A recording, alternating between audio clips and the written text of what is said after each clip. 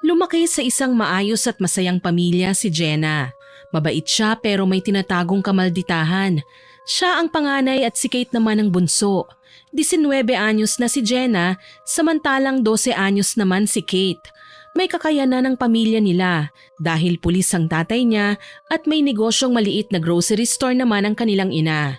Nag-aaral sila pareho. Isang araw, maagang natapos ang klase ni Jenna. Pagdating niya sa bahay, nakita niya ang kapatid niya sa labas ng bahay na umiiyak. "Bakit? Anong nangyari? Bakit ka umiiyak?" Hindi siya sinagot. Patuloy lang siya sa pag-iyak. Maya-maya ay narinig niya ang nabasag na gamit sa loob ng bahay at sinundan ito ng malalakas na sigawan. Nasagot na ang tanong niya. Nag-aaway ang mga magulang niya. Dahan-dahan siyang pumasok sa bahay nila. "Pa? Ma? Anong nangyayari dito? Nag-aaway po ba kayo?" Ewan ko ba sa mama mo? May sakit na nga ako pero napagbibintangan pa rin ako. Hindi man lang nagtatanong kung pagod ba ako sa trabaho. Lagi na lang ganito pag uwi ko. Puro sumbat, puro sigaw. At bakit ako hindi magrereklamo ha? Hindi ka na umuuwi ng tama. Saan ka nagpupunta? Saan ka umuuwi? Palipat-lipat ang tingin ng dalaga sa kanyang mga magulang dahil sa mga naririnig niya mula rito. Balak sanang magsalita ni Jenna pero pakiramdam niya ay wala siyang karapatan na sumausaw dito dahil away mag-asawa ito. Pinili na lamang niyang muling lumabas ng bahay at nilapitan ng kapatid niya tsaka inalalayan ito papasok. Patuloy pa rin ang hiyawan at sumbatan ng dalawa pero silang magkapatid nagkulong na sa kwarto ni Jenna.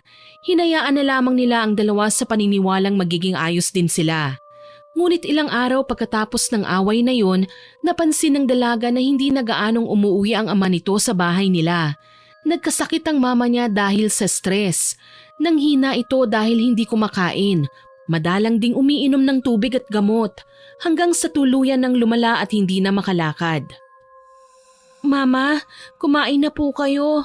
Paano po kayo gagaling yan kung hindi ho kayo kakain?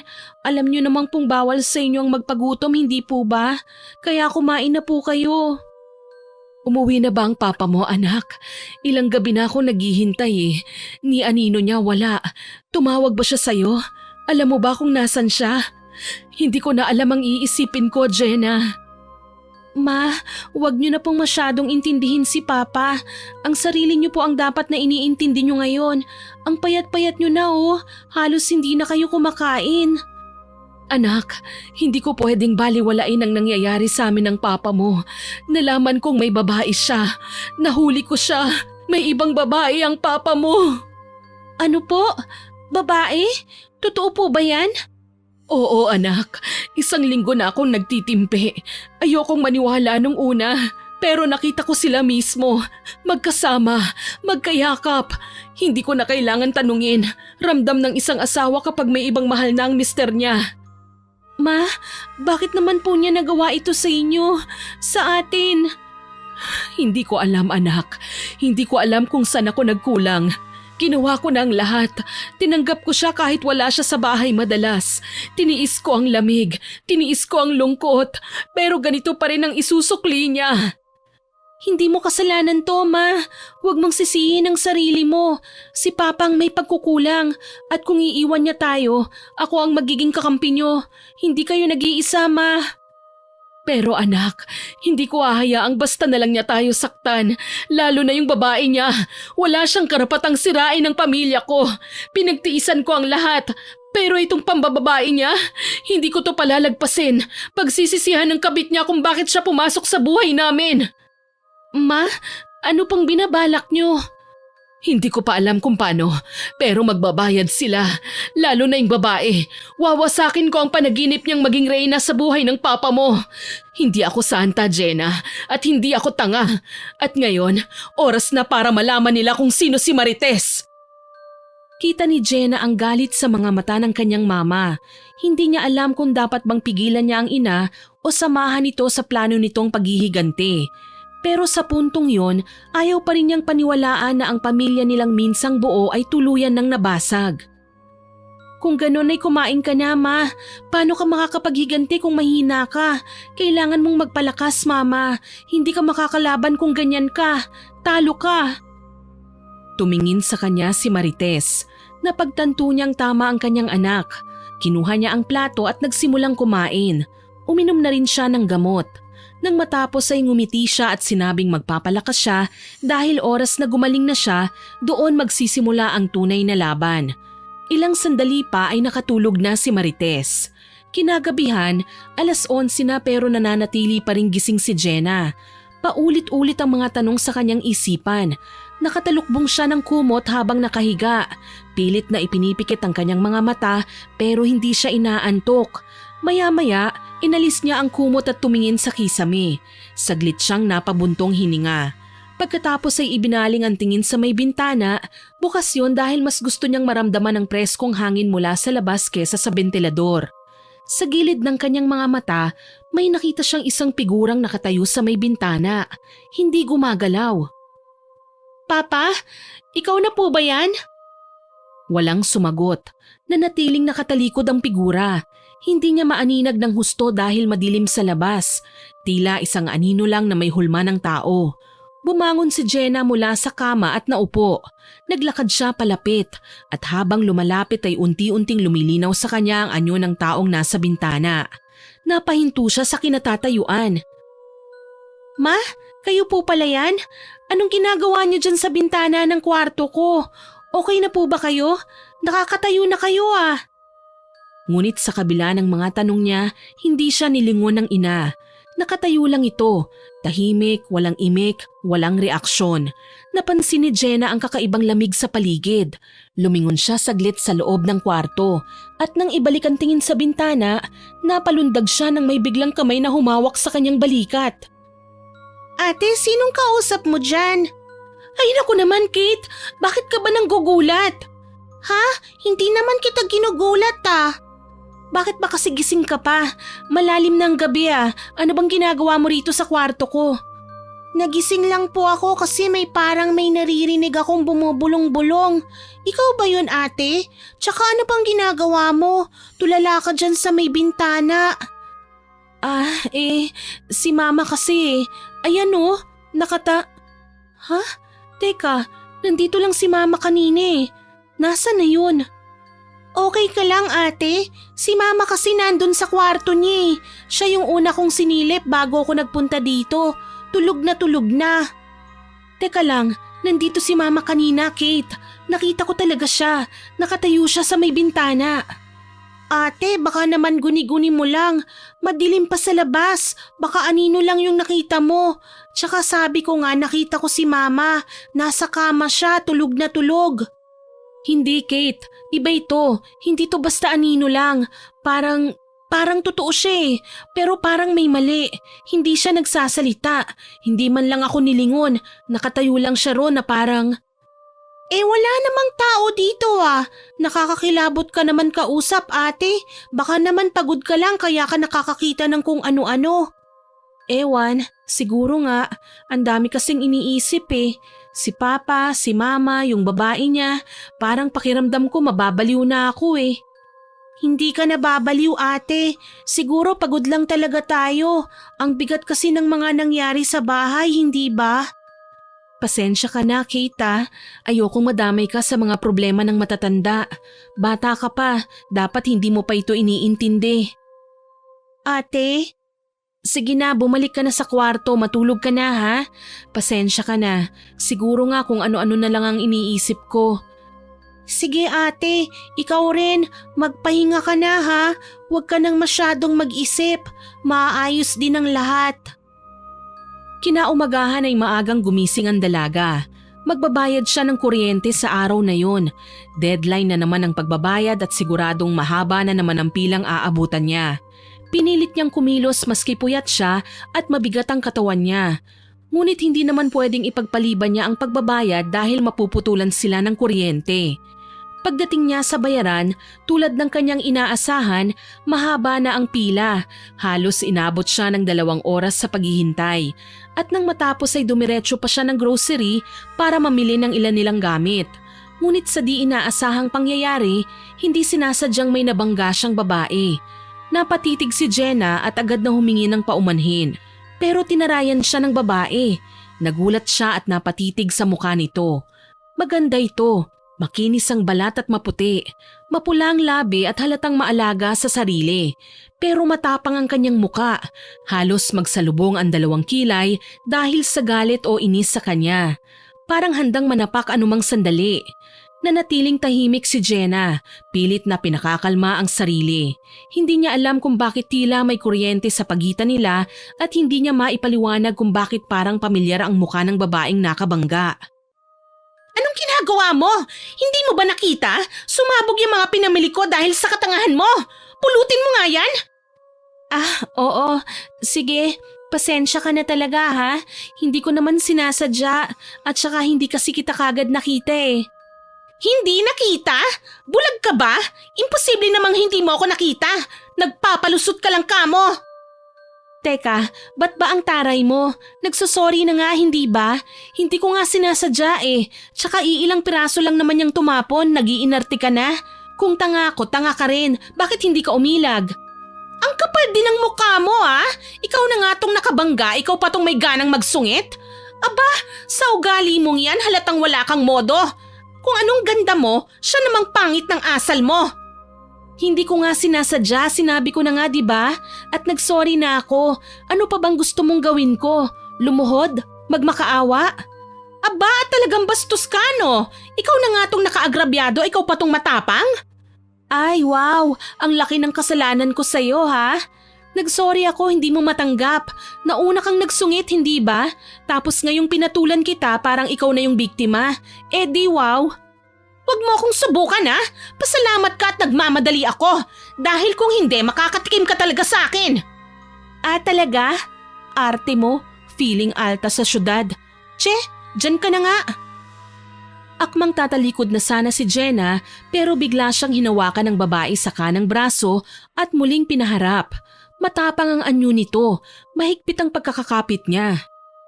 Yabang mo ah! Hindi ka ba tinuruan ng ina mo ng respeto sa mas nakakatanda? Huwag mong isali ang mama ko rito, hindi mo siya kilala. Kung may problema ka sa pagkatao ko o sa ugali ko, ako ang harapin mo, hindi ang pamilya ko.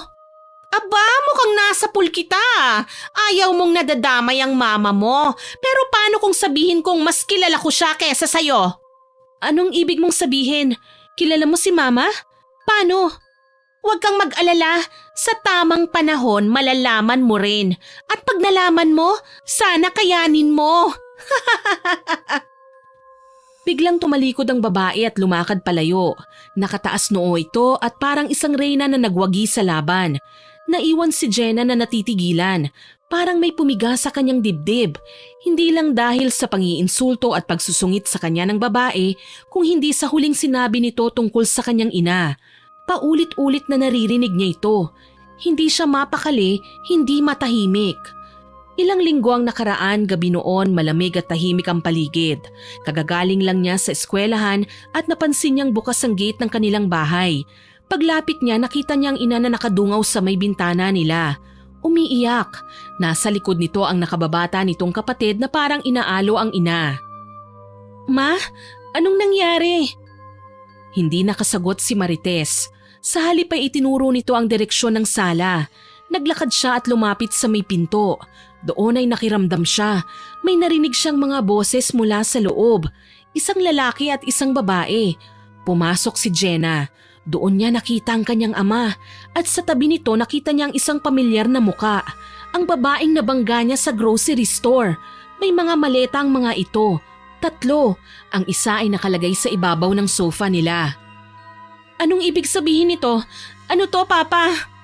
Ayun! Buti naman at dumating ka na. Pakilala na ako ha. Ako nga pala si Gloria. At simula sa gabing ito, dito na ako titira. Kasama ko ang papa mo. Ano? Ikaw yung kabit? Bakit ka nandito? Ano ka ba? Bingi ka ba? Ang sabi ko, dito na kami titira. Bobo ka talaga, no? Hindi totoo yung sinasabi niya, Jenna. Huwag ka maniwala sa kanya. Anong huwag maniwala? Ano ka ba naman, Ronald? Hanggang ngayon ba naduduwag ka pa rin aminin kung anong meron sa atin? Pagkatapos ng lahat-lahat?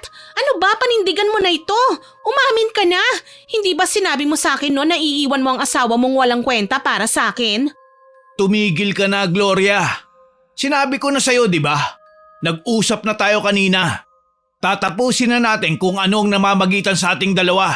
Mahal ko ang pamilya ko. Mahal ko ang mga anak ko. Bakit ka pa kasi sumama dito? Pumayag ba ako? Kung payag ako, hindi ako sasama dito. Hindi ko lulunukin ang pride ko para lang makasama ka at makasama yung pamilya mo. Lalo na yung asawa mong pangit. Hoy, magdahan-dahan ka sa pananalita mo ha? Hindi pangit ang mama ko. Wala ka sa kalingkingan ng ganda niya. Panlabas man o panloob. Kaya wag mong lalaitin si mama. Pa, ano ba itong kaguluhan na ito? Bakit mo dinala yan dito? Wala na ba talaga kayong kahihiyan? Hindi ko siya dinala dito. Hindi ako papayag na makipaghiwalay ka sa akin ng ganun-ganun na lang, Ronald. Never! Hoy, ikaw babae ka, lumayas ka rito, ha?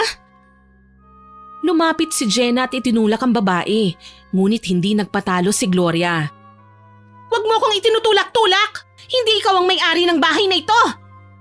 Agad na bumuelta ito at tinulak pabalik si Jenna. Sumayad ang likod ng dalaga sa lamesa. Napasinghap siya sa sakit. Nasa pinto naman ang mag-inang si Marites at Kate. Agad na dinaluhan ng dalaginding ang kanyang kapatid. Ayos ka lang ba, ate? Ayos lang ako. Hindi ako papayag na bastusin ng babaeng yan ang bahay natin. Wala ka pala eh. Lampa. Akala mo kung sinong matapang. Hindi mo naman pala kaya. Jenna, papatulan talaga kita.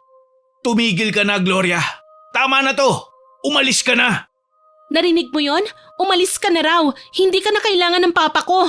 Napagsawaan ka na. Alis na! Hindi ako aalis dito. Umalis ako sa amin. Iniwan ko ang lahat para sa'yo, Ronald.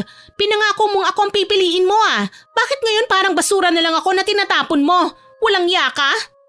Basura ka naman talaga eh. At kung iniwan mo ang pamilya mo para sa papa ko, anong tingin mo sa sarili mo? Martir? Hindi, kabit ka lang. At wala kang lugar dito sa bahay namin. Tumahimik ka ah! Wala kang alam, Jenna! Walang kwenta yung mama nyo kaya sumama sa akin ng papa nyo. Ako ang naging kasama niya ng mga panahon na kailangan niya ng karamay. Manahimik ka! Wala kang karapatang magsalita ng ganyan dito sa pamamahay ko. Hindi ako isang perpektong asawa pero ikaw, kahit kailan hindi ka magiging perpekto dahil isa ka lang kabit.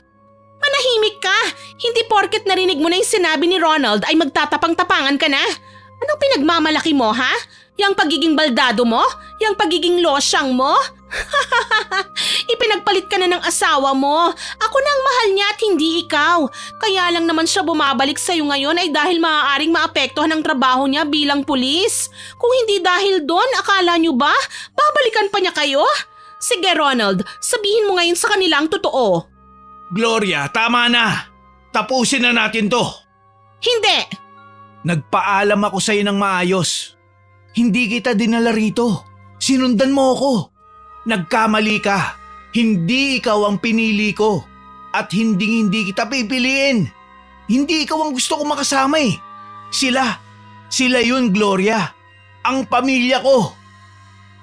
Saglit na nagkaroon ng katahimikan. Napaupo si Gloria sa sofa. Nanginginig ang kamay. Napapapikit. Pilit na nilulunok ang sakit ng katotohanang iiwan na talaga siya ni Ronald. Sinungaling ka? Lahat ng gabi na yakap kita? Lahat ng pangakong binulong mo? Peke! Matapos mo akong gamitin, itatapon mo lang ako ng ganon? Palibhasa, isa kang duwag, isa kang sinungaling! Noon, akala ko ikaw ang kailangan ko. Pero nagising ako. Pamilya ko pa rin ang mahalaga. Ang asawa ko minsan kong pinabayaan at ang mga anak kong sinaktan ko dahil sa kahinaan ko. Gusto kong bumawi sa kanila. Talaga, Papa? Babawi ka sa amin? Paano? Palalayasin ko siya. Ngayon din. Ang kapal ng mukha mo! Hayop ka, Ronald! Hayop ka! Narinig mo naman siguro kung anong sinabi ng papa ko. Alis! Kung may natitira ka pang dignidad, lumabas ka na lang sa pintuan ng taas noo. Kasi kung ako ang magpapalabas sa'yo, baka sakali kita ihagis. Anak ka nga ng mama mo, pareho kayong matapang, pero wala kang alam. Ha! Huwag kang masyadong sigurado sa alam mo sa pamilya mo, lalo na sa pagkatao ng mama mo. Nangilid ang luha sa mga mata ni Gloria. Tumingin sa bawat isa sa kanila. Pinuksan nito ang pinto at lumabas. Isinara ito ng marahan. Sa loob ng bahay tulala si Ronald. Nakatingin lang sa sahig. Tahimik, walang kumikibo. hanggang si Jenna ang bumasag sa katahimikang yon. Kung talagang kami ang pinipili nyo, patunayan nyo. Huwag ka nang uulit, Papa. Pangako ko sa inyo, simula ngayon dito na ako uuwi. Babawi ako sa inyong lahat. Lumapit ito kay Jenna pero umiwas ang dalaga. Walang nagawa si Ronald kundi hayaan na lamang muna ang sitwasyon. Alam niyang hindi magtatagal ay magkakaayos-ayos sila. Makalipas ang halos 2 buwan, unti-unting nanumbalik ang katahimikan sa kanilang tahanan. Gumaling na si Aling Marites. Naging mas madalas ang kanyang ngiti at hindi na ito tulad ng dati na laging malalim ang iniisip at punong-puno ng lungkot ang mga mata. Makikita mo sa bawat kilos niya ang pagbangon, hindi lamang sa pisikal na karamdaman kundi sa sugat na iniwan ng pagtataksil. Naging mas aktibo na siya sa bahay, muling nagluluto ng mga paborito nilang ulam at muli na itong nag-aalaga ng mga halaman sa bakuran. Si Ronald naman maaga na itong umuuwi sa bahay. Ramdam sa kanyang mga gawa ang tunay na pagsisisi at pagnanais na itama ang lahat ng kanyang pagkakamali. Isang gabi, habang sabay-sabay silang kumakain sa maliit nilang hapagkainan, napansin ni Jenna na walang tensyon sa pagitan ng kanyang mga magulang. Nagkukwentuhan na sila, nagtatawanan paminsan. Napangiti si Jenna. Ito ang pangarap niya ang muling mabuo ang kanilang pamilya. Hindi niya alam kung kailan o paano ito tuluyang naging posible, pero isa lang ang alam niya. Masaya siya. Salamat Lord, akala ko noon tapos na kami, pero binigyan mo kami ng panibagong simula. Hindi man perpekto pero buo pa rin kami.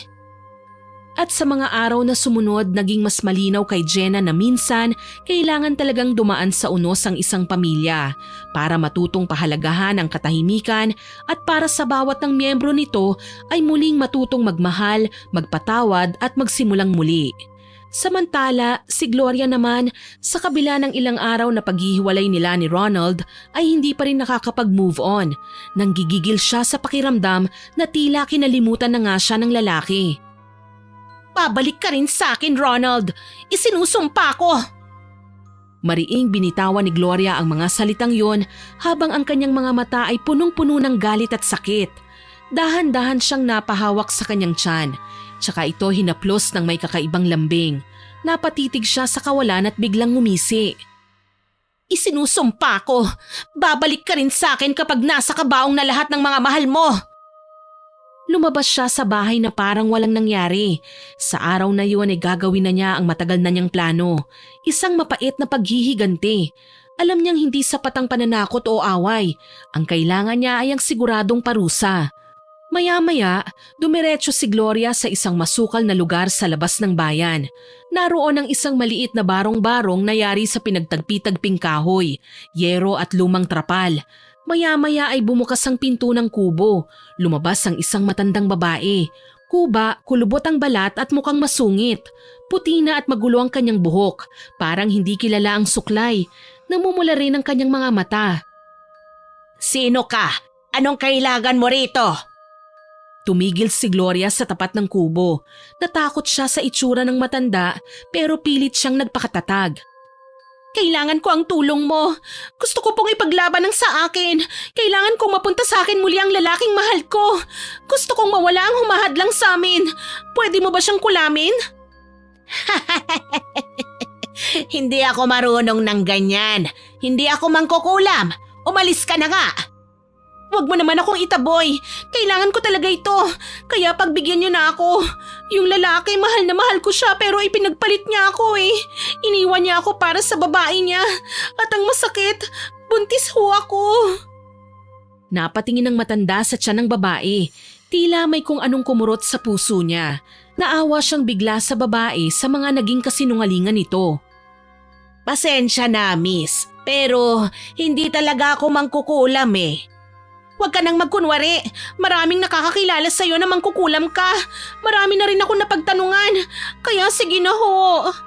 Sinabi ng hindi eh. Bakit ba ang kulit mo? Magbabayad ho ako ng malaking halaga. Parang awa niyo na ho. Ikaw na lang talaga ang makakatulong sa akin. Natahimik ang matandang babae nang marinig ang sinabi ni Gloria. Napatitig siya rito. Nag-iba na rin ang tono nito nang muli siyang magsalita. Hindi madali ang hinihiling mo. Hindi ito laro. Kapag pumatay ka gamit ng mahika, hindi lang kaluluwang nadadamay. Bawat patak ng dugo, may kabayarang balik sa'yo. Kahit ano pa yan, kakayanin ko. Sabihin niyo lang ang kailangan kong gawin. Marami na akong binalaan noon. Marami na rin akong tinanggihan. Pero lahat sila bumalik hindi para magpasalamat kundi para makiusap na bawiin ang sumpa dahil sa nakokonsensya na sila. Wala ho akong konsensya. Huwag ho kayong mag-alala. Ito po paunang bayad ko. Gamitin niyo ang perang yan para sa inyo. Basta gawin niyo lang ang hinihiling ko. Nanlaki ang mga mata ng matanda. Dahan-dahan niyang kinuha ang envelope na iniabot sa kanya ng babae. Binuksan niya ito at nakita niya ang makapal na tigli 500 piso. Tinatantsyang nasa mahigit 20,000 piso ang lahat ng yun. Hindi ko dapat na tinatanggap to pero sige na, pumasok ka. Walang alinlangan pumasok siya sa loob. Amoy insenso sa loob ng bahay. Amoy tuyong dahon na idinarang sa apoy at may kakaibang usok na sumasalubong sa kanya. May mga gamit ka bang dala? Kailangan ko ng mga bagay na pagmamayari nila. Nag-alangan si Gloria nung una pero bigla siyang napangiti nang ilabas mula sa kanyang bag ang mga panyo, suklay at damit na kinuha niya at isinilid sa kanyang bag bago pa pumasok si Jenna sa bahay nila Ronald. Pinakialaman niya ang gamit ng mga ito nang walang nakakapansin. Sige, akin na. Ibigay mo sa akin ang mga yan. Itinabi ng matanda ang mga gamit.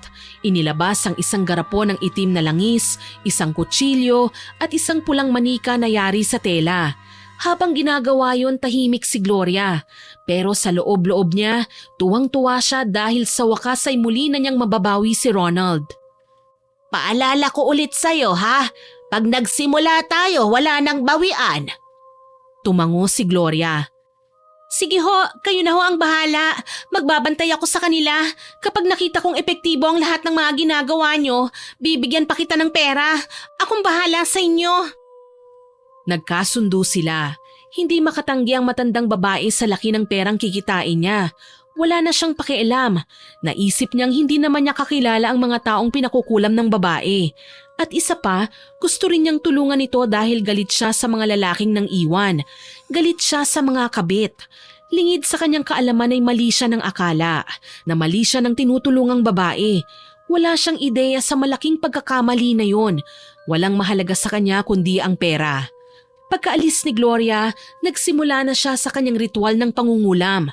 Nagsindi siya ng itim na kandila, gumawa ng apoy na parang nasa isang banga at doon ay unti-unti niyang nilalagay ang mga damit ng kanyang kukulamin. Damit ng isang babae ang naroon. Inuna niyang ilagay sa apoy ang isang bestida tsaka siya bumigkas ng isang orasyon. Pagkalagay niya ng bestida sa apoy, agad na kumapit ang apoy dito. Kumalat hanggang sa unti-unting nasunog.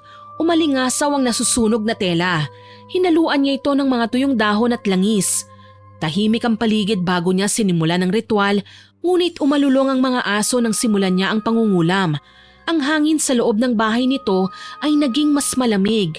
Nagsimulang gumalaw ang mga kurtina at laylayan ng damit ng matanda kahit nakasarado naman ang mga bintana. Sa kabila ng kakaibang pakiramdam na yon, hindi siya nagpatinag. Sanay na siya sa mga ganitong palatandaan eh. Para sa kanya, ito ay senyales ng pagtanggap ng nilalang na kanyang pinaglilingkuran. Unti-unti itong nilamon ng apoy. Ito ay biglang tumaas, halos abutin na ang kisame ng maliit niyang bahay. Ngunit hindi siya natakot. Nakapikit siyang tinanggap ang init, hawak niya sa kanyang 2 kamay ang tinatawag na batong kalikuan, isang sagradong gamit na nagpapalakas sa bisa ng orasyon. Maya-maya pa, humupa na ang apoy. Nang lumamig na ang banga, kinuha ng matanda ang natirang abo at isinilid sa isang maliit na pulang supot. Pagkatapos kinuha niya ang manika na yari sa tela. Itinusok ng matanda ang isang karayom sa kaliwang bahagi ng dibdib ng manika habang muling binibigkas ang huling bahagi ng kanyang panalangin. Samantala, habang masayang kumakain ng pamilya nila Jenna, bigla na lang sumigaw ang kanilang ina. Hawak nito ang kanyang dibdib. Halata sa kanyang muka na para itong nasasaktan. Nag-alala si Jenna nang mapansin ito. "Mama, ayos ka lang ba? Anong nangyayari po sa inyo?" Napasinghap si Marites. Nabitiwan na niya ang kanyang kutsara at tinidor. Tulala ito ni hindi pumipikit. Ilang sandali pa ay bigla siyang nanginig. Nanlaki ang mga mata ni Jenna at ni Ronald nang mapansin ang tila itim na likidong gumagapang sa mga ugat ng ginang. Napasandal na ito sa upuan, nangingisay. Mahal? Bakit? Uy, mahal, ano ba? Magsalita ka! Papa, anong nangyari? Bakit nagkakaganyan si Mama? Hindi kaya pinakulam na siya ng kabit niyo? Tumigil ka dyan, Jenna. Baka lang ito dahil sa sakit ng mama mo. Mabuti pa ay maghanda ka na ng mga gamit niya. Dadalhin natin siya sa ospital. Tatalikod na sana si Jenna pero bago pa niya magawa yun, nakita niya ang tila dahan-dahang pagbalot ng kulay itim na usok sa katawan ng kanyang ina. Isang usok na maitim, mabaho at masangsang, tila amoy ng sinusunog na goma o tela. Lumitaw ang mga paltos sa katawan ng nanay nila, parang nasusunog. Mama! Napahawak si Jenna sa kanyang ulo. Si Kate naman ay halos masuka lalo na nang makita niya ang mga uod na lumalabas mula sa mga paltos na yun. Si Ronald, gulat na gulat at hindi kagad nakakilos. Hanggang sa nagsuka na si Marites ng dugo at ang lahat ay biglang dumilim na sa paningin ni Marites. Mama! Agad na niyakap niya ang katawan ng ina. Hindi niya alintana ang mga uod at sugat nito. Wala siyang pakialam. Walang humpay ang kanyang hagulgol. Wala silang magawa. Masyadong naging mabilis ang mga pangyayari. Mabilis ding tila tinangay lang ng hangin ang buhay ng kanyang ina na kanina lang ay nakikipagtawanan pa sa kanila sa kwentuhan. Iyak nang iyak si Jenna. Nang mapansin niyang wala nang imik ang papa niya, dahan-dahan siyang tumayo. Masama ang tingin niya sa kanyang ama. Sinasabi ko sa inyo, kulam ito, Papa. Nakita mo, hindi ba? Nakita mo? Kasalanan mo ito eh. Walang ibang gagawa nito kundi yung kabit mo. Walang tugon mula kay Ronald. Para siyang nawala sa sarili. Tulala, walang imik. Parang isang kaluluwang ligaw sa gitna ng trahedya. Ngunit maya-maya pa'y lumapit siya sa malamig na bangkay ng kanyang asawa. Maingat niyang binuhat si Marites, niyakap ng mahigpit bago dahan-dahang inihiga sa sofa. Pinagmasdan niya ito ng matagal, tsaka siya kumuha ng kumot at marahang tinakpan ang katawan nito. Sa burol ng kanyang ina, si Jenna mismo ang naglagay ng isang itim na sisiw sa ibabaw ng kabaong. Isang tahimik na sumpa, hudyat ng puot at babala. Kailanman, hindi magiging masaya ang gumawa nito sa inyo, Mama. Pagsapit ng gabi, dumating si Gloria. Nakikiramay ako. Di ba't sinabi ko na sa'yo, kahit anong mangyari, wag ka na magpapakita sa akin. Lalo na sa pamilya ko. Anong klaseng kapal ng mukha meron ka at naglakas loob kang pumunta rito? Kinuyom ni Ronald ang kanyang kamao. Kinakabahan siya, baka may makakita lalo na si Jenna. Umalis ka na. Ngayon din. Hala ka? Galit ka? Bakit? Akala mo ikaw ang pinunta ko? Ang yabang mo ha? Hindi ikaw, Ronald. Ang asawa mo ang sadya ko para makiramay. Huwag kang masyadong assuming. Oo, mahal kita, pero hindi ibig sabihin ikaw lang ang sentro ng mundo ko. Umuwi ka na. Kung ayaw mong ako pa magtaboy sa'yo palabas. Sandali lang naman. Gusto ko lang sanang malaman kung anong ikinamatay ni Marites. At isa pa, gusto kong sabihin sa'yo na magiging ama ka na. Napako si Ronald sa kinatatayuan, natigilan, parang binuhusan ng malamig na tubig. Diba gusto mong magkaanak ng lalaki? Ito na yon, Ronald. Matutupad na ang pangarap mo. Agad namang natigilan si Ronald sa paghila kay Gloria. Mariin niya yung tinignan na para bang inaalam nito kung nagsisinungaling ba o hindi. At sa isang iglap, tila nagbago ang ihip ng hangin. Mula sa galit, naging pagkalito ang namayani. Maingat niyang inakay si Gloria palapit sa upuan, tsaka tahimik na kumuha ng isang pinggan at nilagyan ng pagkain. Ibinigay niya ito sa babae. Sakto namang paglabas ni Jenna mula sa kanyang silid. Nagbihis lang ito sandali ng mga oras na yon at laking gulat niya nang makita ang kanyang ama na binibigyan ng pagkain si Gloria. Agad siyang naggit-ngit nang makitang muli ang kabit ng kanyang amang si Ronald. Anong ginagawa ng babaeng yan dito? Ikaw walang yaka talaga, no? Ang kapal ng mukha mong magpakita pa rito? Bakit ha? Sinisiguro mo ba talagang napatay mo ang mama ko? Sandali, anong sinasabi mo? Hindi ko pinatay ang mama mo, ha? Sinungaling ka! Kinulam mo siya! Hayop! Lumabas ka rito! Galangin mo ang burol ng mama ko! Sandali lang anak, please. Ano pa? Ako nang bahala sa kanya. Mabuti pa ay magpahinga ka na muna. Huwag na tayong masyadong gumawa ng eksena dito. Ako na ang bahalang magpaalis sa kanya anak. May kailangan lang kaming pag-usapan. At ano naman ang pag-uusapan nyo? Magkakabalikan na kayo? Kasi patay na si mama? Kaya umiepal na naman yung babae mo? Tama na Jenna. Sige na umakyat ka na muna please. Hindi ito ang oras para sa ganyan. Hindi ko intensyong sirain ang gabing ito, Ronald. Ang gusto ko lang gusto lang talaga kitang makita at makausap tungkol dito sa dinadala ko. Huwag natin pag-usapan yan dito. Dito tayo sa likod ng bahay. Nakakaya sa mga tao. Pumayag si Gloria.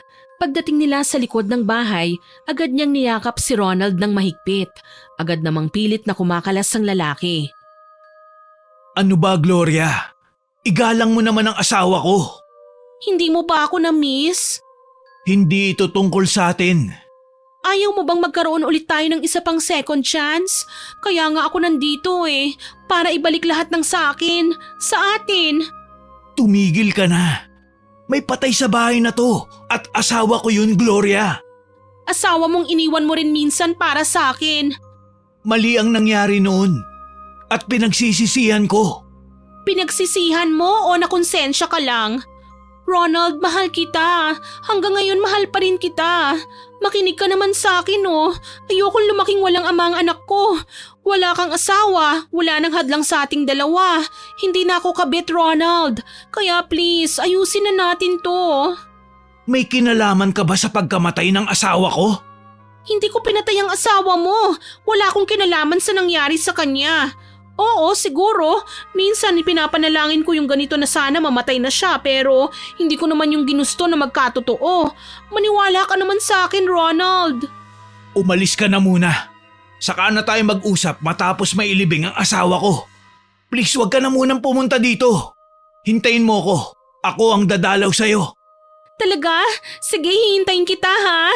Aalis na ako. Isang mahigpit na yakap ang ginawa ni Gloria. Walang salita, tanging matalim na tingin at ngiting may kahulugan ang makikita sa kanyang muka. Pagkatapos nun ay marahan siyang naglakad palayo. Nanatiling nakatayo si Ronald. Nabibigla siya sa mga nangyayari. Pagkatapos ng libing, ilang araw ang nakakaraan, bumalik si Gloria. Nakapasok na noon si Kate sa paaralan. Ito ang huling araw ng kanilang klase. Samantalang si Jenna ay naroon sa kanyang silid. Nagmumukmok pa rin at hindi pa matanggap ang nangyari sa kanyang ina. Samantala, habang hawak ang larawan nito, may narinig siyang nag-uusap sa sala. Agad siyang lumabas ng kanyang kwarto at tinignan kung sino ang bagong dating. Agad na kumulo ang dugo niya nang makita si Gloria.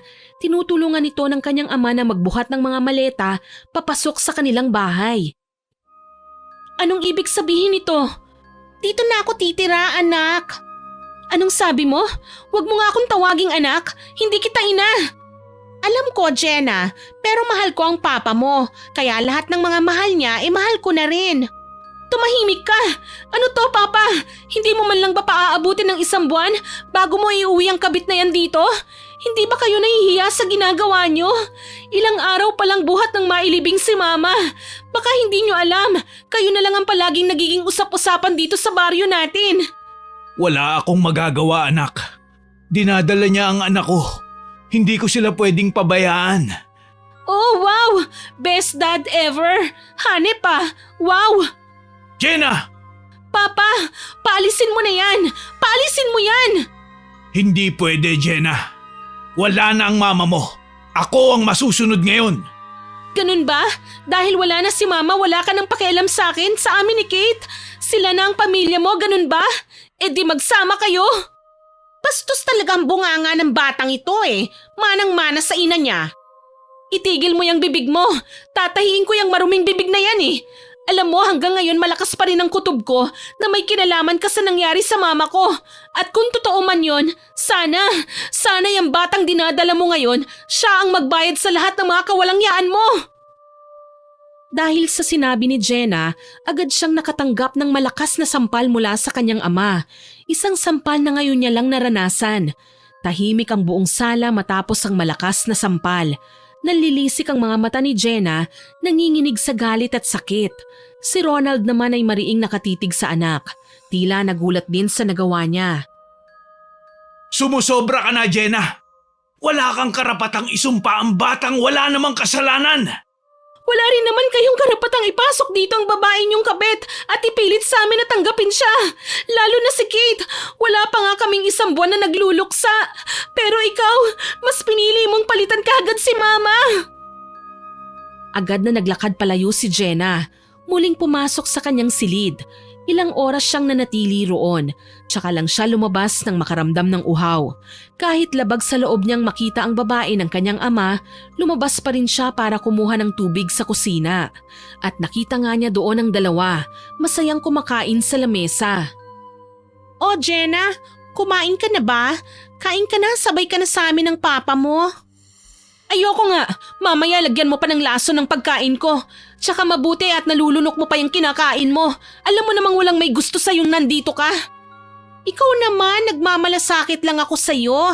Di kung ayaw mong kumain, di wag." Paalis na sana siya nang biglang magsalita ang ama na siya namang ikinatigil niya. Maupo ka na, kumain ka na rin. Sumabay ka na sa amin ng Tita Gloria mo para isang hugasan na lang. Pakikuha mo na rin yung tubig saka yung vitamins ng tita mo. "Talaga? Inuutusan niyo pa ako? Anak niyo ko, hindi kasambahay. At saka 'di ba sinabi ko na, ayokong kumain.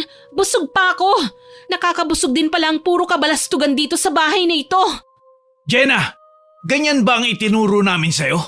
Wala ka na bang respeto? Pati ako binabara mo na?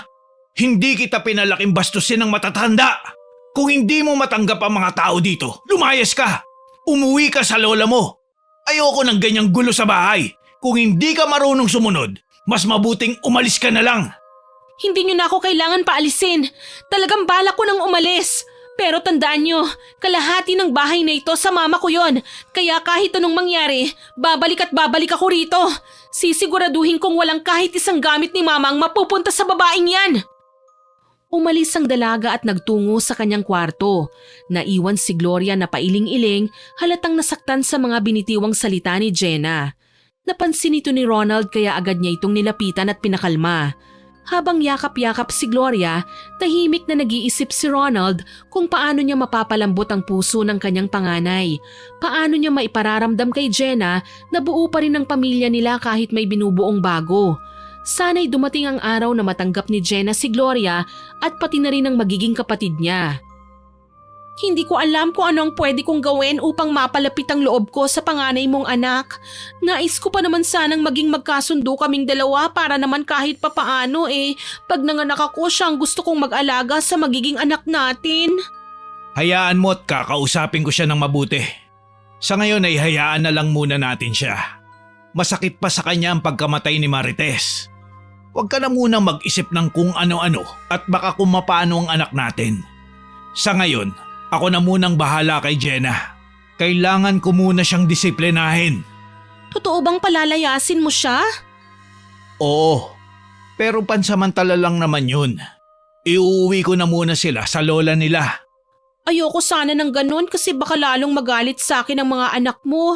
Kaso baka naman lalo kung ika-stress yung pananatili nila rito. Palasagot pa naman na talagang bastos magsalita. Ang sakit na ng ulo ko Ilang oras pa nga lang akong nandito." Ako nang bahala sa kanila. Huwag ka nang ma-stress. Sige na, kain ka na. Palihim na nangiti si Gloria. Hawak na niya sa kamay si Ronald at alam niyang madali na lang niya itong paiikot-ikutin at pasunurin sa lahat ng gusto niya. Naisip niyang unti-unti nang natutupad ang mga gusto niya kaya naman ipinagpatuloy niya ang pagdadrama na para bang inaapi siya para lalo siyang kampihan ni Ronald. Halika na muna sa kwarto. Magpahinga ka na muna dun. Kailangan mo yun kasi alam kong noong nakaraang araw ka pa mukhang matamlay. Salamat, Ronald. At dumating ka sa buhay ko. Pangako, masihigitan ko pa ang pagmamahal ng mga anak mo at asawa mo. Aalagaan kita ng higit pa sa pag-aalaga ko sa sarili ko. Ano ka ba? Ako dapat ang magpasalamat sa iyo dahil bibigyan mo ko ng anak na lalaki. Inalalaya nito ang babae papasok sa kwarto matapos silang kumain. Samantala, inis na inis naman si Jenna sa loob ng kanyang kwarto. Nakatakip ng isang una ng kanyang tenga. Ayaw niyang marinig ang kaartihan ng babae. Maya-maya, may biglang tila na hulog mula sa loob ng kanyang aparador. Nagulat si Jenna at kabadong lumingon sa gawi kung saan naroon ang mga lagayan niya ng damit. Naisip na lang ni Jenna na baka imahinasyon niya lang ang narinig. Ilang araw na kasi siyang kulang sa tulog kaya kung ano-ano na lang ang pumapasok sa isip niya. Hindi na niya namalaya na nakatulog na pala siya. Kinabukasan, pasado 9:00 na nang magising si Jenna. Agad siyang bumangon dahil ramdam na niya ang gutom. Kahit labag sa loob niyang lumabas ng kwarto, wala na rin siyang nagawa kundi ang kumain.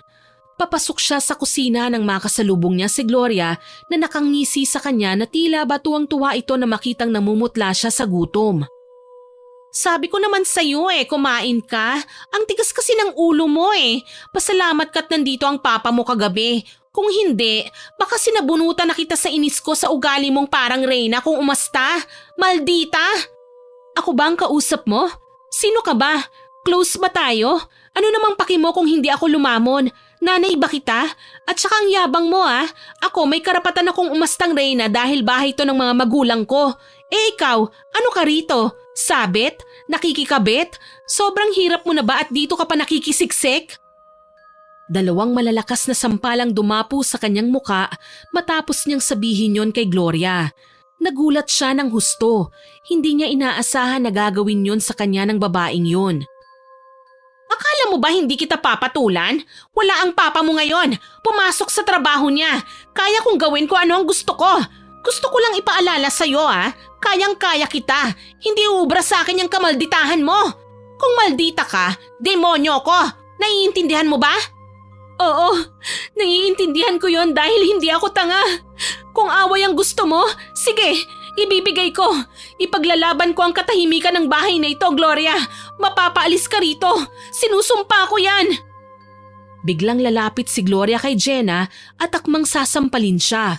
Ngunit maagap si Jenna. Naitulak niya ito.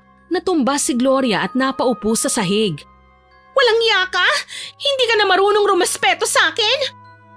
Eksaktong bumukas ang pinto. Dumating ang kanilang ama. Napakunot ang noon nito nang makita ang eksena. Si Gloria nasa sahig. Si Jenna nakatayo, hingalat nanginginig sa galit. Ano to? Jenna! Anong ginawa mo sa asawa ko? Hindi makasagot si Jenna. Napaatras siya. Si Gloria naman ay agad na lumapit sa lalaki at nagsumbong habang kunwari umiiyak. Sinaktan niya ako, Han. Tinulak niya ako. Wala siyang respeto sa akin. Paulit-ulit na lang. Siyang nauna. Sinampal niya ako. Kahit na, hindi pa rin tama na itulak mo siya. Ano ka ba naman? Titig na titig si Jenna sa kanyang ama. Sa loob-loob niya, tuluyan na ngang nagbago ito. Hindi na siya pinaniniwalaan kahit ano pang sabihin niya. Tahimik na lang siya at kinuyom ang kamao. Sa unang pagkakataon, naramdaman niyang mag-isa na siya sa sarili niyang tahanan.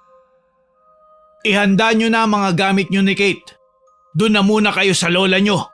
Magbakasyon kayo dun. Wala nang nagawa si Jenna kundi ang sumunod.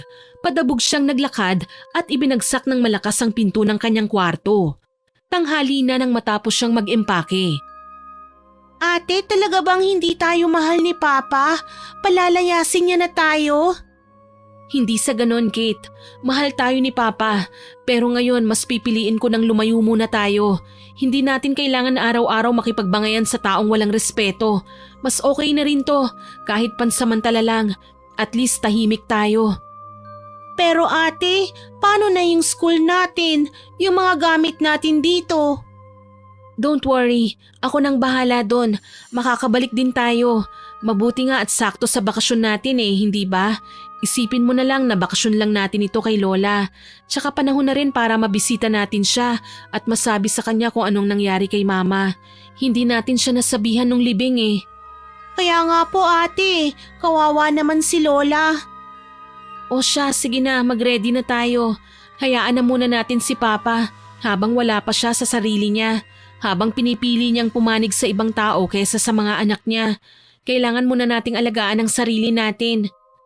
Sige ate, walang problema sa akin. Basta kasama kita, ayos lang yun. Lagi tayong magkakasama. Ikaw na lang ang meron ako, Kate. Hinding-hindi kita iiwan. Ilang oras din ang naging biyahe nila at tahimik lang si Jenna habang yakap-yakap ni Kate ang maliit niyang backpack. Kitang-kita sa mukha ng bunso ang pagod pero pilit niyang iniintindi ang sitwasyon.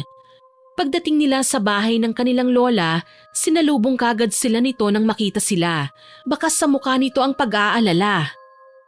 Mga apo, anong ginagawa niyo rito? Halika kayo, pasok. Naku, pasensya na ha. Hindi ako masyadong nakakalinis ng bahay eh. Maraming kalat. Ayos lang po, Lola. Teka, kayo lang ba? Nasaan ang mama at papa niyo?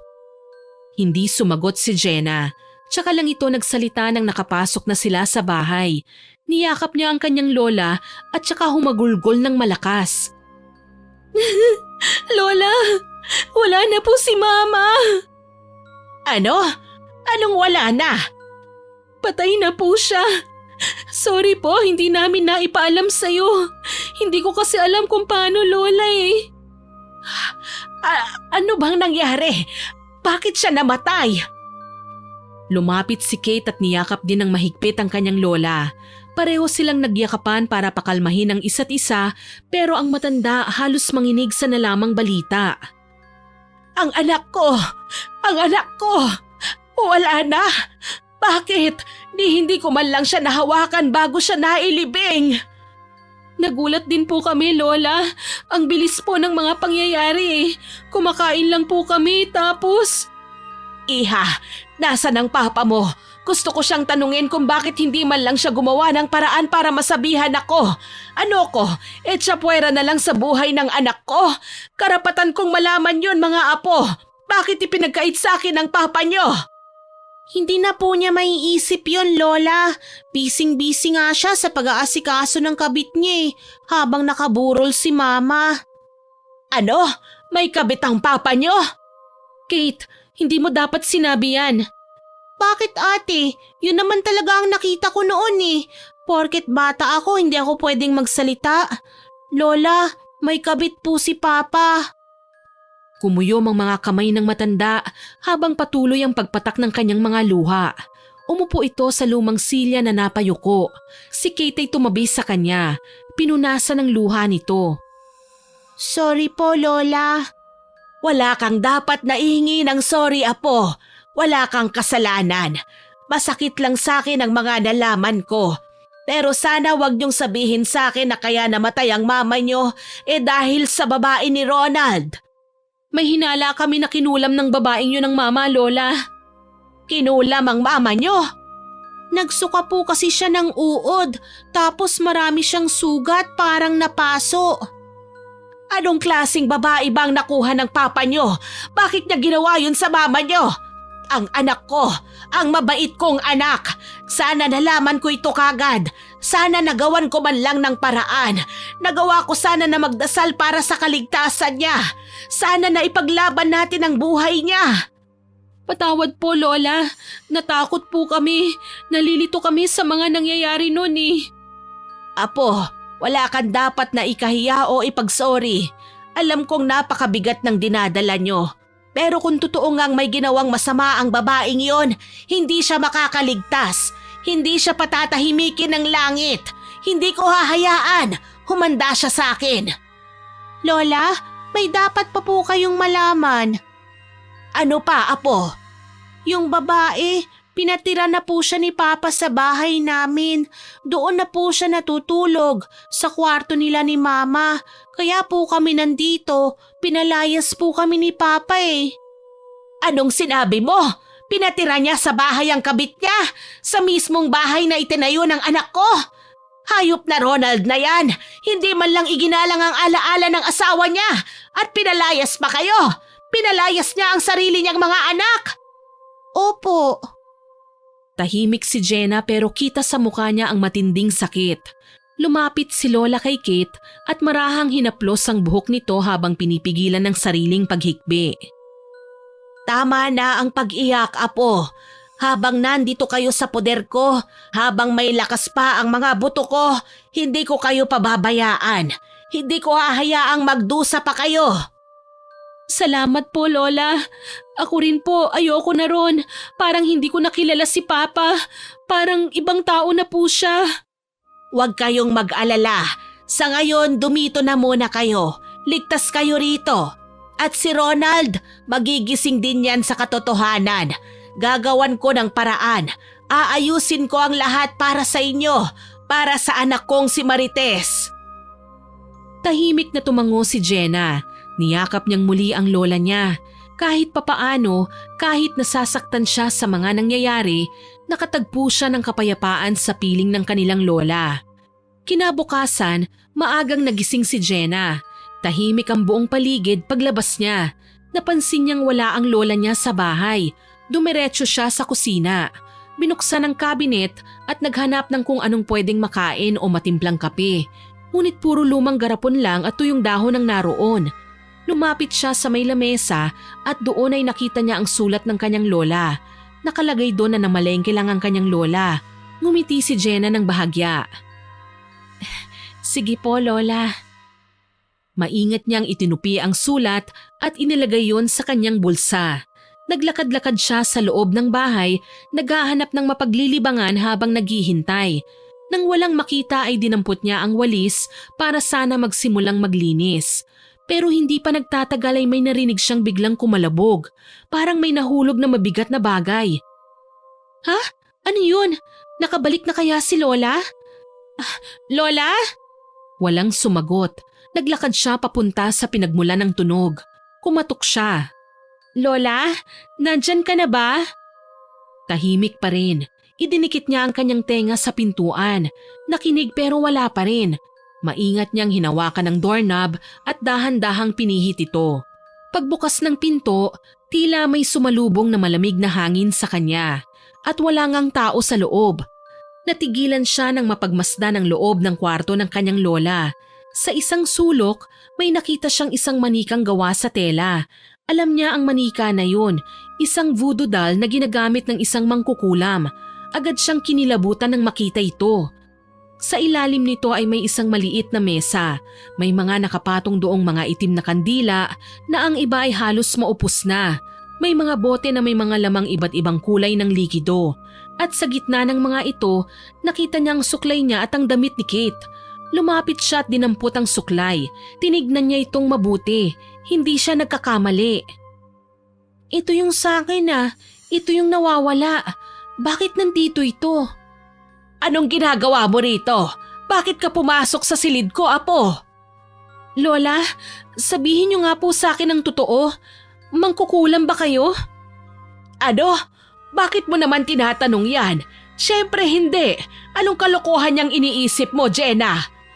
Pero Lola, nakita ko po ito. Jenna, huwag mong pakialaman yan. Hindi mo naiintindihan ang lahat. Luma na yung mga gamit na yan. Pamana pa ng mga ninuno natin. Pampaswerte lang yan sa bahay. Lola, wag na po tayong maglokohan. Sabihin niyo sa akin ang totoo. Mangkukulam ka ba?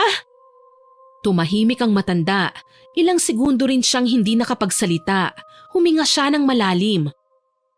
Hindi ako masamang tao, Jenna. Hindi ko naman po sinasabing masama kayo eh.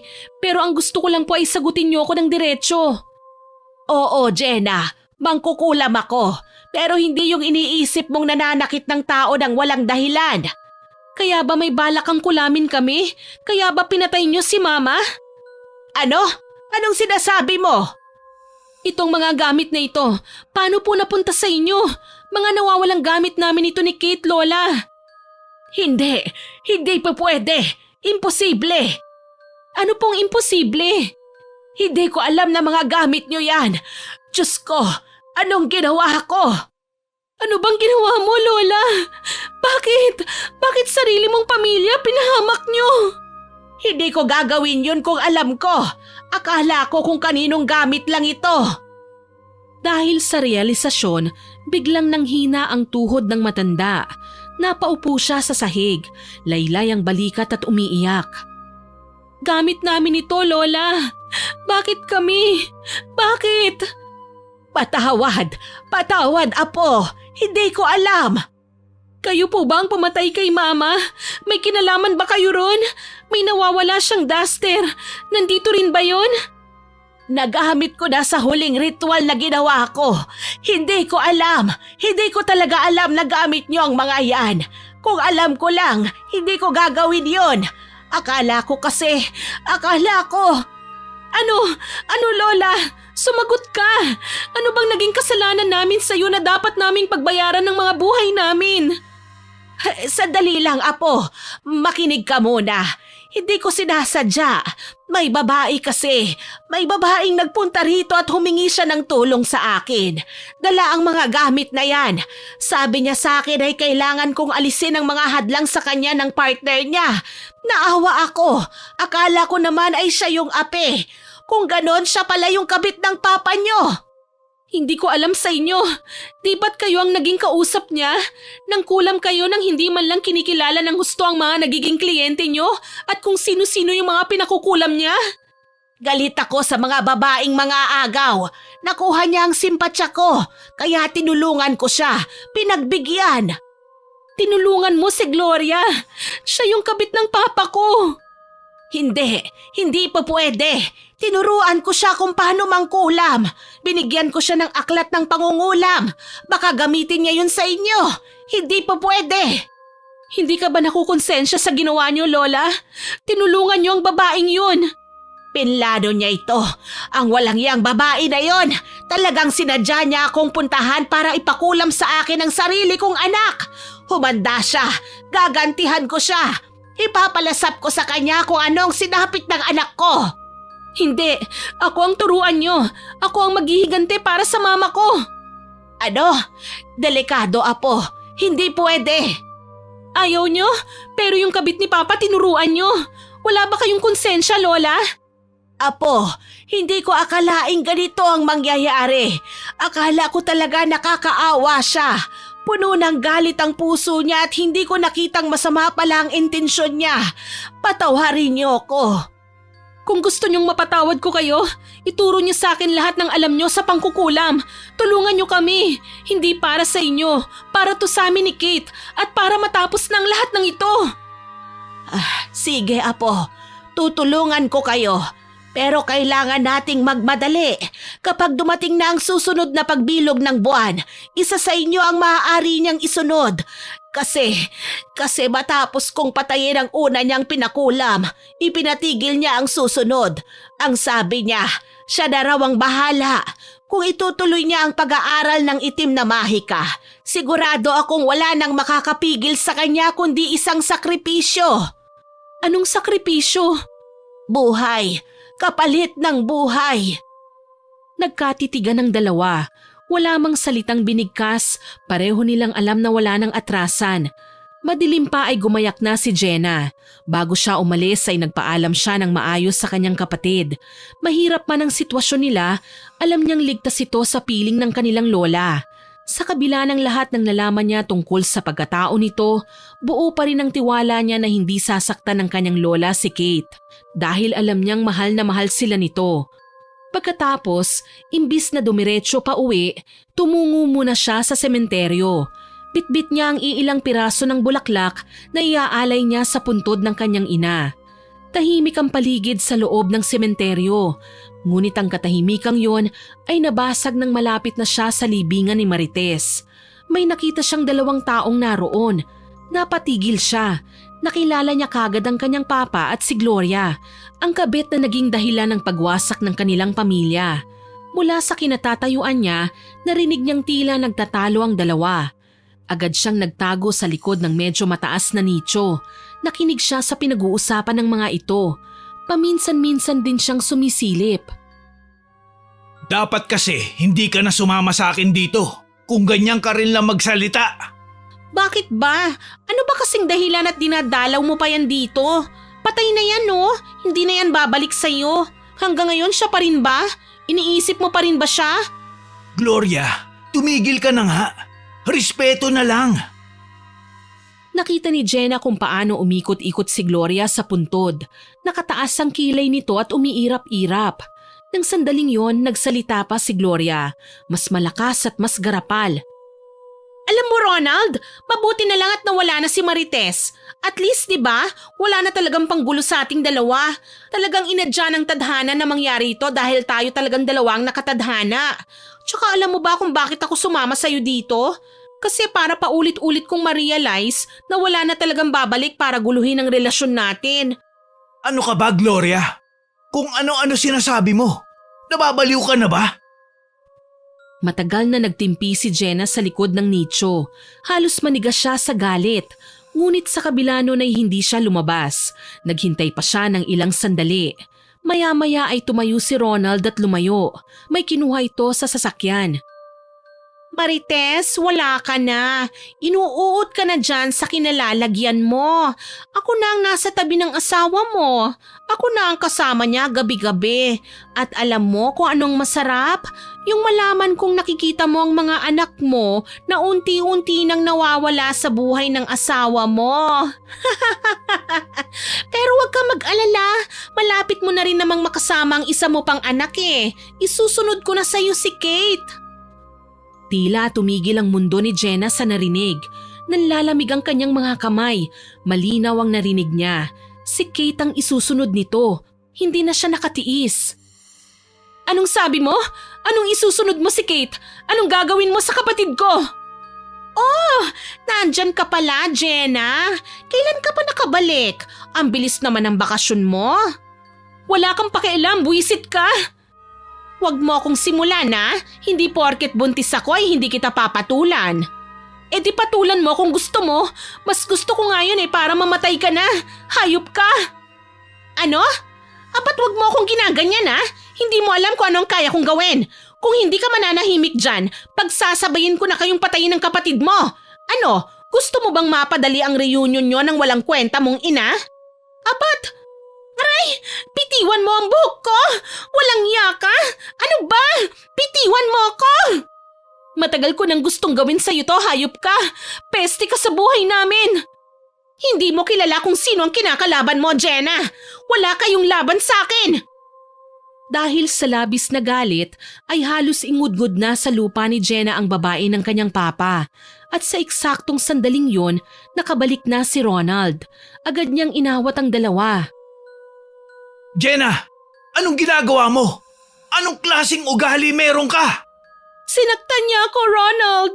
Wala naman akong ginagawa sa kanya Bigla na lang akong sinugod at sinampal. Pa, isusunod daw niyang patayin si Kate. Masama ang babaeng yan. Siyang dahilan kung bakit namatay si Mama. Tapos kami ni Kate, papatayin din daw niya kami. Ano? Anong kabaliwan niyang pinagsasabi mo? Gloria, ano to? Anong sinasabi ng anak ko? Apa, malay ko dyan. Nababaliw na yata Hindi ko naman inaano. Malamang sa malamang gumagawa ng kwento yan dahil sa galit sa akin. Hindi ako sinungaling. Siya ang sinungaling. Isa siyang salot, Papa. Tama na, Jenna. Umalis ka na muna. Bago pa ako mawalan ng pasensya sa'yo. Tumingin ng masama si Jenna. At pagkatapos noon ay tumalikod na siya at umalis. Naiwang tahimik si Ronald habang yakap si Gloria. Habang naglalakad palayo sa sementeryo, napatingin siya sa kanyang mga kamay. May ilang hibla ng buhok siyang nakuha mula sa ulo ni Gloria. Napangiti siya. Lintik lang ang walang ganti, Gloria. Humanda ka. Pagbabayaran mo ang ginawa mo sa mama ko. Isinilid niya ng mabuti ang mga nakuhang buhok mula kay Gloria. Nang magawa niya yon, naghintay pa siya ng ilang sandali. Sinigurado niyang nakalabas na ng sementeryo ang dalawa bago siya bumalik sa libingan ng kanyang ina. Makukuha na natin ang hustisya sa pagkamatay mo, Mama, at hindi ko hahayaang masaktan niya si Kate. Matapos sabihin ang mga bagay na yon sa puntod, hindi na nagsayang ng oras si Jenna. Bumiyahe siya pabalik sa probinsya ng lola niya. Samantala pagsapit ng gabi, hindi mapakali si Gloria. Panay ang sulyap niya sa natutulog na si Ronald. Biglang may pumasok na ideya sa kanyang isip. May hinala siyang marahil ay alam na ni Jenna ang tungkol sa pagpapakulam niya sa kanyang ina. Hindi niya alam kung ano ang eksaktong naging tagpo kung sakaling nalaman ng dalaga na ang lola nito ang siyang pumatay kay Marites. Napangiti siya. Sayang, gustong-gusto ko pa naman sana makita yon. Pero ayos lang. Sapat na yon kasi alam kong masakit yon para sa inyong lahat. Naisip din niyang marahil ay may gagawin ng lola nito at baka protektahan na nito ang kanyang mga apo laban sa kanya. Kaya naman naisip niyang tamang-tama ang naisip niyang plano para sa mga ito. Hindi niyo ako kaya. Ako yata ang pinakamatalinong kabit sa buong mundo. Tumayo siya, dahan-dahan, kumuha ng litrato ni Ronald at pagkatapos ay pumasok sa dating silid ng magkapatid. Mula sa ilalim ng mga kama nito ay kinuha niya ang isang maliit na kahon at isang librong kulay itim. Ito ang libro na binili niya sa matandang mangkukulam. Agad niya itong binuklat at sinimulang gawin ang mga nakalagay doon. Dinasal niya ang mga salitang naroon at saka niya pinatakan ng kandila ang litratong hawak niya. Agad-agad ay narinig niya itong sumisigaw. Gloria! Tulungan mo ako! Aray ko! Dinig na dinig ni Gloria ang sigaw ng kanyang kinakasama, kaya't dali-dali siyang tumakbo papunta rito. Pagdating niya sa silid, nagkunwaring wala siyang alam sa nangyari. Animoy inosente sa lahat. Ha?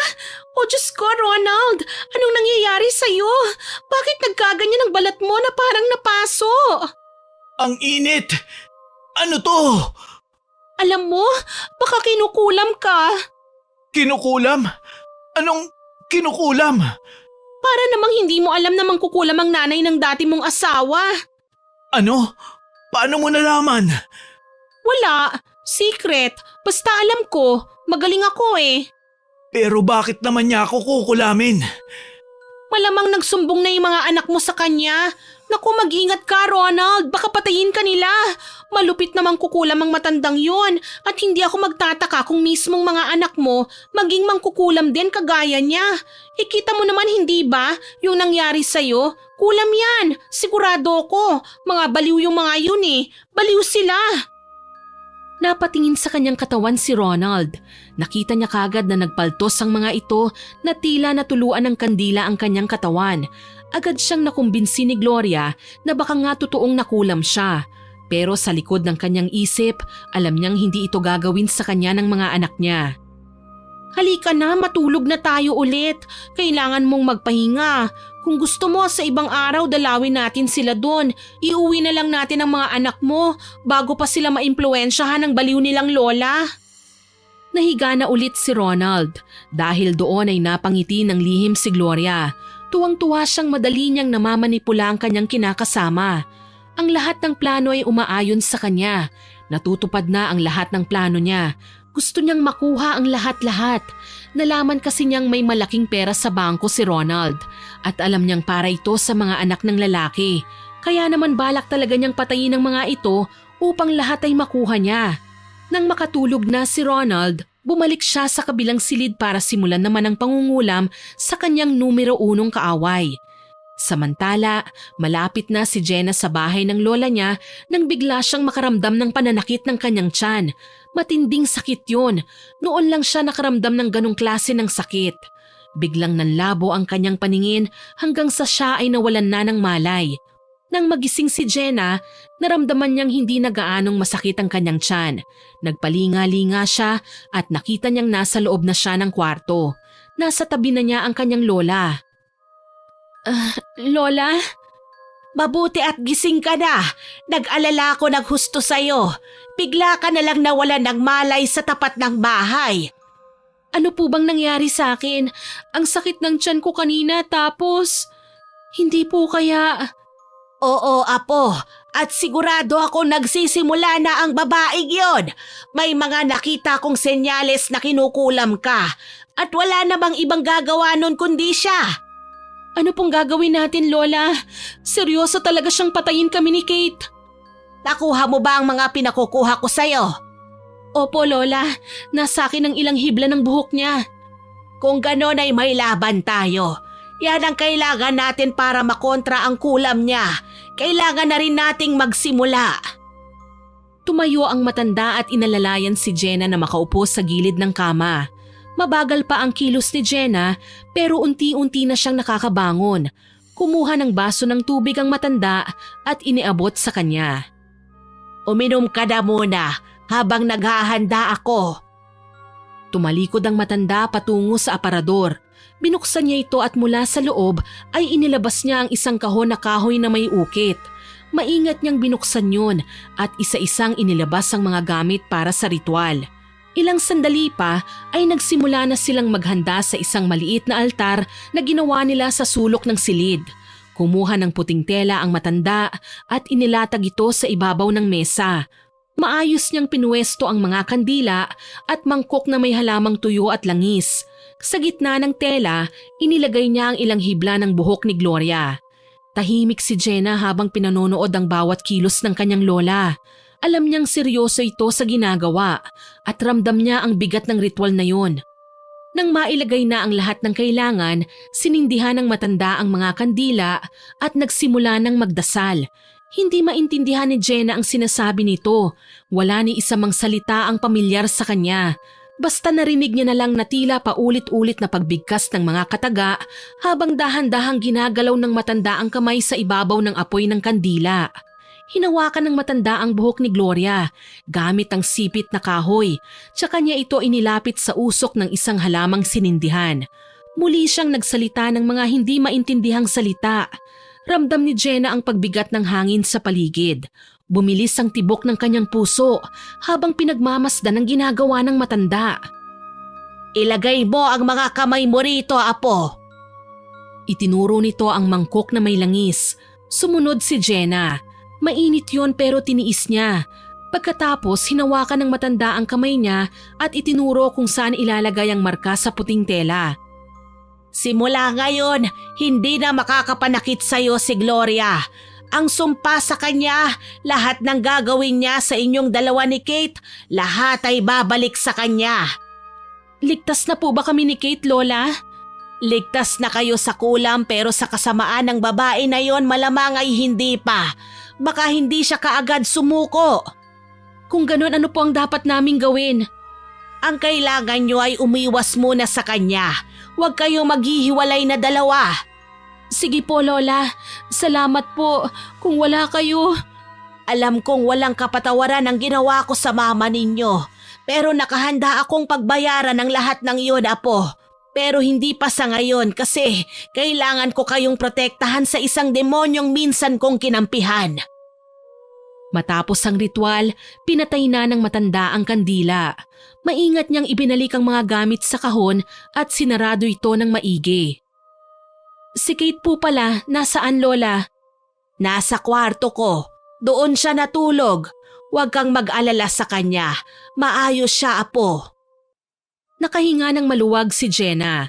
Parang may malaking tinik sa kanyang dibdib ang unti-unting nawala. Dahan-dahan siyang tumayo at lumapit sa matanda at niyakap ito.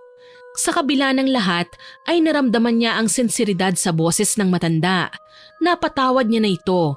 Alam niyang hindi magagawa ng lola niya ang bagay na yon kung hindi lang ito niloko ni Gloria. Nang matapos ay naglakad siya papunta sa kabilang silid. Nakita niya si Kate na mahimbing na natutulog. May manipis na kumot sa ibabaw nito at walang kamalay-malay sa nangyayaring gera sa kanilang pamilya. Napaupo si Jenna sa gilid ng higaan at hinaplos ang buhok ng kapatid. Hindi kita pababayaan, Kate. Kahit ano pang mangyari, hindi ko hahayaang mapahamak ka. Lumipas ang magdamag. Kinabukasan maaga silang nagising ng matanda.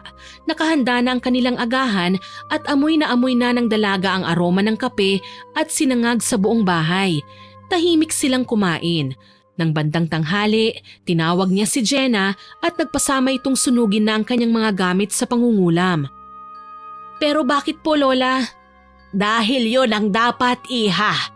Hindi ko na kailangan ng mga bagay na ito.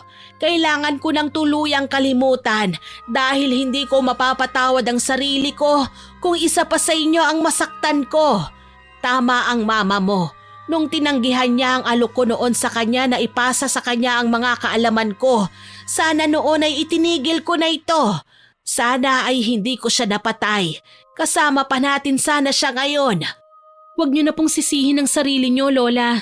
Si Gloria, siya ang may kasalanan ng lahat ng ito. Tumango ang matanda. Magkasama nilang pinanood ang unti-unting paglamon ng apoy sa kanyang mga gamit. Makalipas ang 2 buwan, kailangan na nilang bumalik sa kanilang bahay. Kailangan na dahil magpapasokan na ulit. Si Kate ayaw sanang pabalikin ni Jenna pero sinabi sa kanila ng kanilang lola na baka mahirapan lang si Kate kapag doon pumasok.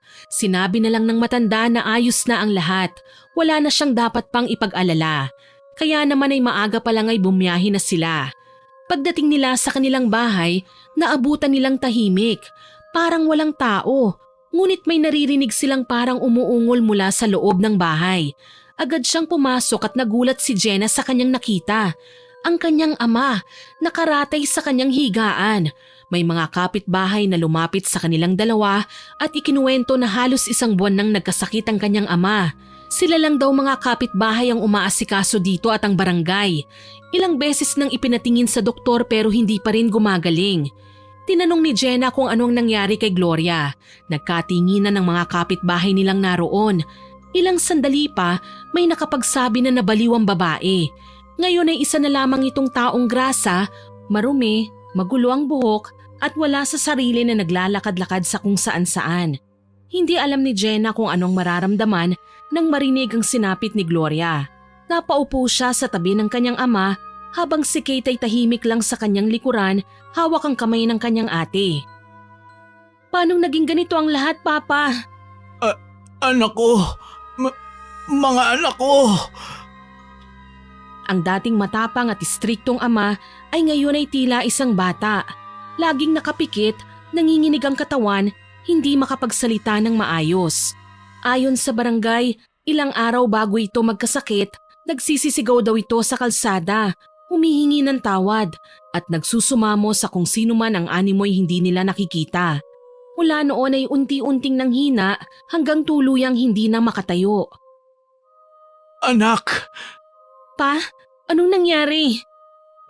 Natuklasan kong hindi siya buntis. Niloloko lang niya ako. Po? Tama ang narinig mo. Sinungaling ang babaeng yun. Tapos nakita ko kung anong ginagawa niya. Kinukulam niya kayo ni Kate. Gusto niya kayong gawing baliw. Pati ako. Ako anak, hindi niya ako pinatawad. Kinulam niya ako. Hindi na ako makalaban anak. Ginawa niya akong ganito. Mahina. Walang silbi. Hindi ko man lang kayo nagawang protektahan. Tapos, muntik ko pa kayong sisihin sa lahat ng nangyari sa akin.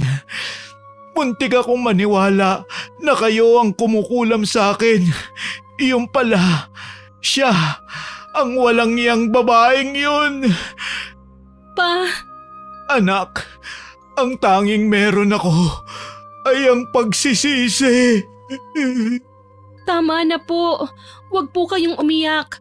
Si Lola, pinrotektahan niya kami laban kay Gloria. Lahat ng gagawin niya sa amin ay babalik po sa kanya.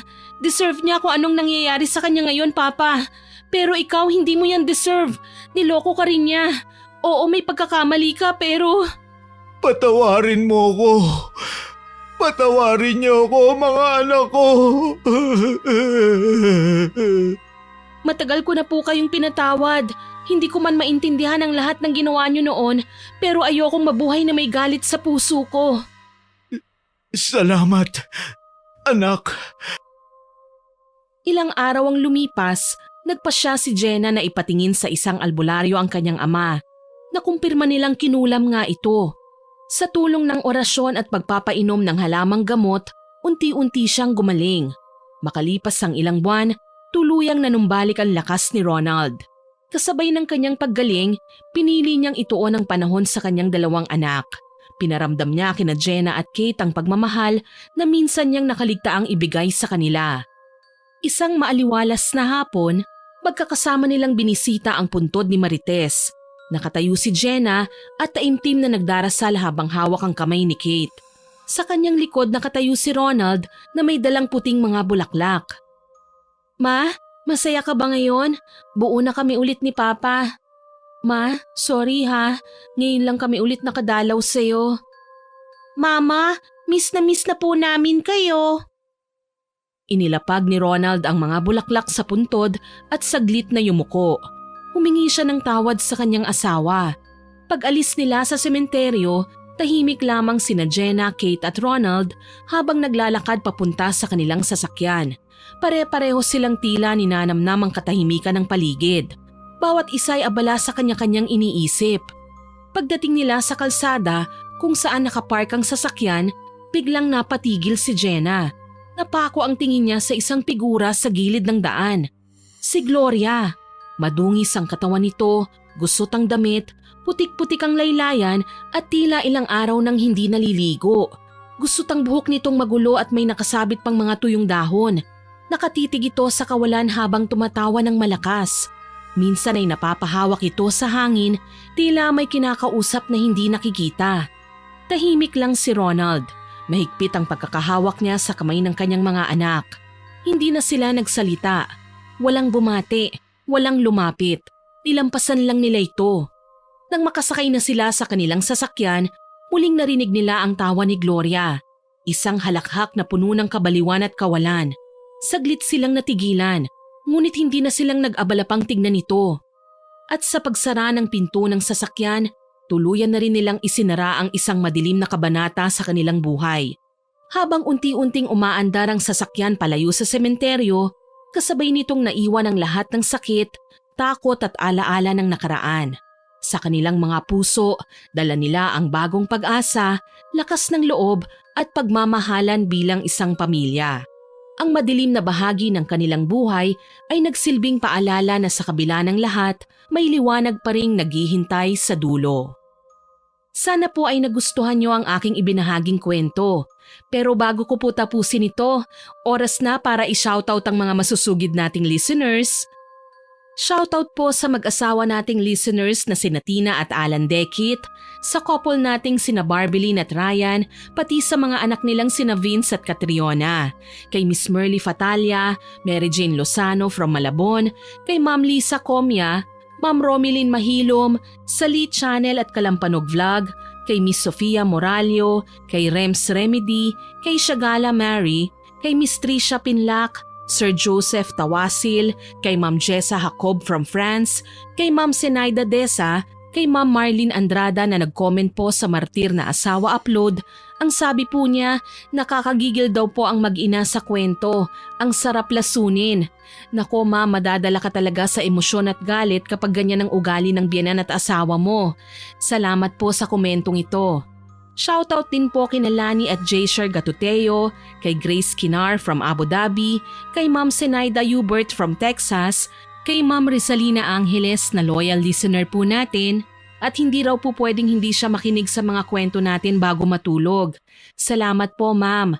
Kay Sara Abdullah at Queenie from Saudi Arabia, kay Ma'am Vanessa Barbasa, kay Ma'am Alizer Jovelin from Riyadh, kay Ma'am Annalie Martires, kay Positive Flor Dasig, kay Ma'am Teresy Abanilla, kay Ma'am Estela da Silva at sa Cabral family po, kay Rodaline Amil at sa buong tropa sa tindahan from Carmona, Cavite, kay Aida Ram, kay Divina Monterde, kay Sir Michael Perez at kay Lourdes Mangaya, kay Rowena Dacles, Eloisa Formento, Ma'am Laura Palangan, kay Sir Hermenegildo Robles, at shoutout din po kina Miss Celinda Gook, kay Dolores Takahashi, kay Florence Joyce Ferras na nag-comment po sa mabagsik na amo upload.